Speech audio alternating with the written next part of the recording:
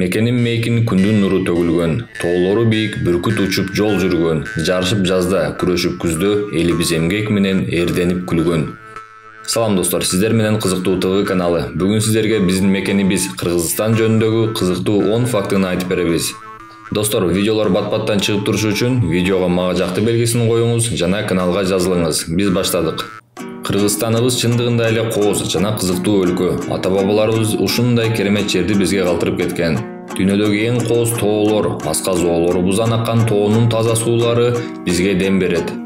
Кыргызстан Борбор Азиянын жүрөгүндө жайгашкан. Ал укмуштуудай табияты, ак илбирс, кооз тоолору, кереметтүү дарыялары, терең көлдөрү жана меймандос эли менен айырмаланат. Ар кандай мөмө жемиши бар токойлорго бай, жаңгак, алма, өрүк, кокон гиляс жана көптөгөн жер жемиштер өсөт.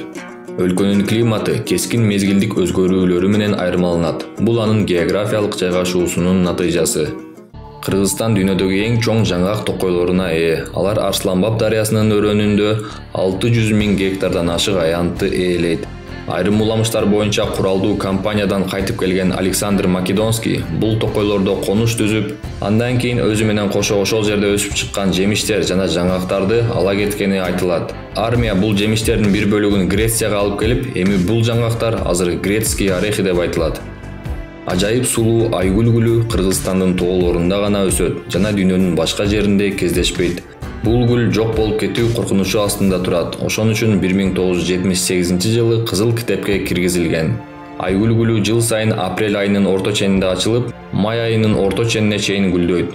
Башка гүлдөрдөн айырмаланып, анын гүлдөө мезгили да 20-25 күндү өзүнө камтыйт. Анын дагы бир айырмачылыгы боюнун бийиктиги 1-1,5 метрге чейин өсөт.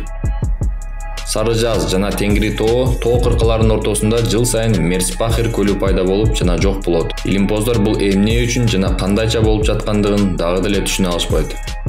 Ысык көл Кыргызстандын эң чоң көлү. Ысык көлдүн түбү чоң табышмак боюнча калууда. Ысык көл суусунун алдында байыркы урандылар бар экендиги көпчүлүккө кеңири маалым. Каталон картасы катары кеңири белгилүү болгон картада Ысык көлдүн түндүк чыгыш жээгинде крест салынган храм түрүндөгү белги коюлган. Анын жанында түшүндүрмө текст жазылган. Апостол Матфейдин кудурети сакталган деп айтылган Армян бир туугандардын монастыры деп жазылган. Азырынча урандыларды изилдөө иштери эч натыйжа бере элек. Балким биздин окумуштуулар байыркы жашоочулардын изин таап алышы эч ажайып эмес. Көптөгөн чет элдик компаниялар жана жеке адамдар буга абдан кызыгып, изилдөө иштерин, казууларды жүргүзүүгө даярдыгын билдирүүдө. Бул эстеликти издөө иши археологиялык туризмди өнүктүрүүнүн кубаттуу кыймылдаткычы болушу толук ыктымал. Ысык көл көлүнүн тарыхта түрлүү аттары сакталып калган. Анын Туз көл деген да аты болгон. Андан кийин Тимур Тунор деп да аташкан. Бул темирлүү көл дегенди билдирген. Бир кезде Жыт көл деп да аташкан. Тереңдиги жагынан дүйнөдөгү 4-орунда турат. Эң терең жери 700 метрден ашат. Ысык көлгө 80ден ашык агын суу келип кошулат. Таң калыштуу бирок факт: Кыргызстандын бермети Ысык көл Тынч океандын бөлүгү экендиги белгилүү болду. Окумуштуулардын айтымында Ысык көл океанга көп сандаган жер астындагы дарыялар аркылуу туташкан. Бишкекте ботаникалык бакчанын түштүк чыгыш бөлүгүндө аномалдуу аянт бар.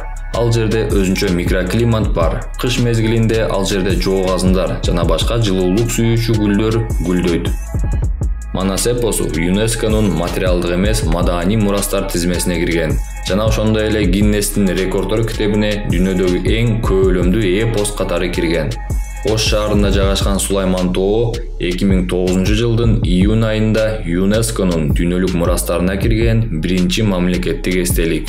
Сулайман тоо Ош шаарынын так ортосунда Ак Буура суусунун сол жээгинен орун алган. Узундугу 3 километр, туурасы 1,5-2 километрди түзөт.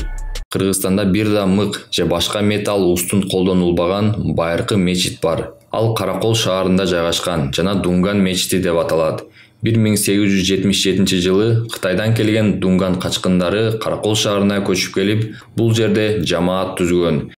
1907-жылы Пекинден архитектор Чжоу Си чакырылган. Ал болжол менен 20 кишиден турган куруучулар тобу менен бирге болочок мечитке керектүү материалдарды сатып ала баштаган. Курулуш материалы болуп Тянь-Шаньдын карагайы, карагач жана жергиликтүү теректер, жаңгак дарагы колдонулган. Даярдануу 3 жылга созулуп, 1910 жылы Кытай архитектурасынын мыкты каада салтына ылайык жасалган Дунган мечити тургузулган. Мечиттин дизайнында Цин доорунун архитектуралык стили чагылдырылган. Ысык көлдүн түштүгүндө жайгашкан Тамга таш буддисттерди жана Кыргызстанга көптөгөн туристтерди өзүнө тарткан белгилүү таштар. Байыркы буддисттик сыйынуулардын жана таш тибиндеги тибеттик жазуулардын негизинде табигый эстелик ыйык деп эсептешет. Бул бөлүктөрдө жашыруун белгилери бар таштар кайдан пайда болгону туура так маалыматтар жок. Окумуштуулар алардын бир нече кылым мурун Ысык көлдүн жээгинде жашаган тибеттиктер менен байланышын тастыкташкан. Статистикалык каарлар өлкөнүн жалпы аянтынын болжол менен 8000 квадрат километрин ээлейт. Ал эми жергиликтүү тоолордо 8000ге жакын мөңгү бар. Бул Альп жана Кавказ тоолорунун көрсөткүчтөрүнөн ашып өтөт. Талас жана Кыргыз тоо кыркаларынын этектеринде каардын чеги укмуштуу бийиктикке жетет. 3000 метрден ашык. Жакынкы дарыялардын жана оазистердин ресурстарын толтуруучу муз тоолору Казакстан жана бүткүл Борбордук Азия үчүн биздин таза суу, баалуу булак болуп саналат. Өлкөнүн борбору Бишкек жөнүндө кызыктуу фактылар. Борбор шаар 3 жолу атын өзгөрткөн. Башында Пишпек деп аталчу, андан кийин Фрунзе деп өзгөртүлгөн. Кыргыз тилинде Ф деген тамга жок болгондуктан көбү Фрунзени Прунзе деп аташкан. Бишкек шаарынын жашоочуларынын саны 1 миллиондон ашык. Мурунку Пишпектин көчөлөрүндө биринчи автоунаа 1912 жылы пайда болгон. Биринчи автоунаанын ээси токмоктогу ишкер Бабахан Нурмухамедбаев болгон. 1928 жылы Дубовый парк Бишкек вокзалы багыты боюнча биринчи автобус кыймылы ачылган. Күн сайын 2 рейс болгон, эртең мененки саат 7-де жана түшкү саат 1-де. Шаардагы троллейбус кыймылы 1951 жылы ачылган. Шаардын башкы ала тоо аянтында Совет доорунда жогорку кызматтагы адамдар үчүн курулган жер астындагы бункер азыркыга чейин бар. Турстат аналитикалык агенттигинин рейтинги боюнча Бишкек эң романтикалык шаарлардын бирине кирген. Достор, бул видео соңуна чыкты. Кийинки видеодо Индия өлкөсү жөнүндөгү кызыктуу фактыларды айтып беребиз. Биз менен болуңуздар. Видеолор бат-баттан чыгып турушу үчүн видеого мага жакты белгисин коюңуз жана каналга жазылыңыз.